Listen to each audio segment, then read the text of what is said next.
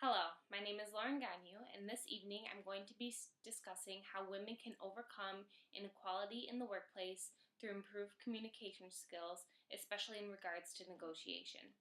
Throughout history, women have faced much inequality and oppression, both socially and economically. However, over the course of the past century, women have been able to make tremendous strides in overcoming these obstacles. One such obstacle that is garnering much attention in today's society and media is the gender pay gap. This graph, which comes from the Pew Research Center, demonstrates the pay discrepancy that occurs between males and females. Today, men make about $16 per hour as compared to the $14.96 that women make. And unfortunately for women, this pay gap only grows as they age, with 35-year-old women making even less money than their male counterparts for the same amount of work done. Many individuals attribute this salary gap, in part, to the fact that women are far less likely than their male counterparts to negotiate for a higher salary, fringe benefits, or a pay raise.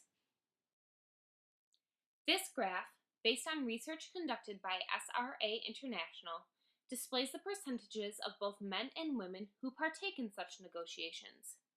72% of females accepted the first offer given by employers, as compared to 60% of men. Only 25% of women actually negotiated for a higher salary, as compared to 33% of men. There are many communication methods that may help a woman become a better negotiator and communicator in general. The first tactic is to utilize what Professor Riley Bowles calls the I-we method. This method requires framing the request from the employer's perspective or point of view and focusing on what one offers that is valuable to the company. This will assist in framing the negotiation as a win-win situation instead of competitively. While negotiating a higher salary or a pay raise, one should never overlook the benefits of face-to-face communication.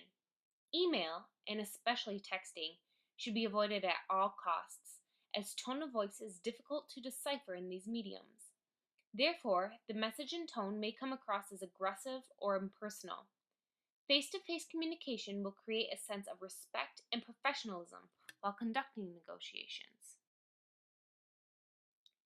Women may also become more comfortable with dealing in negotiations by rehearsing what they wish to say.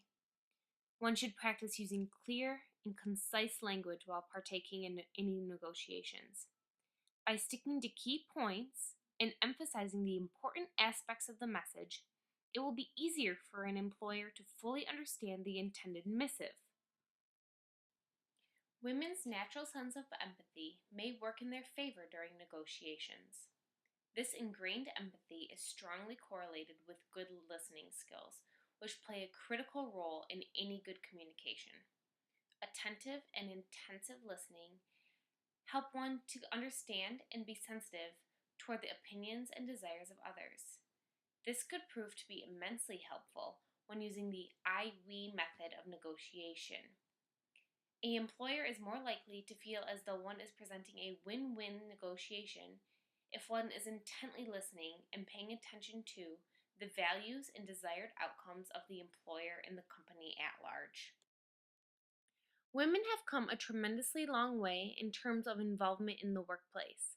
However, they still face many challenges in the professional world, especially when regarding equal pay and the pay discrepancy that exists today. However, with effective communication and negotiation skills, women will be able to be equal to men, not just in work performed, but in wages earned. Again, my name is LaurenGagnon, and I would like to thank you for your time this evening.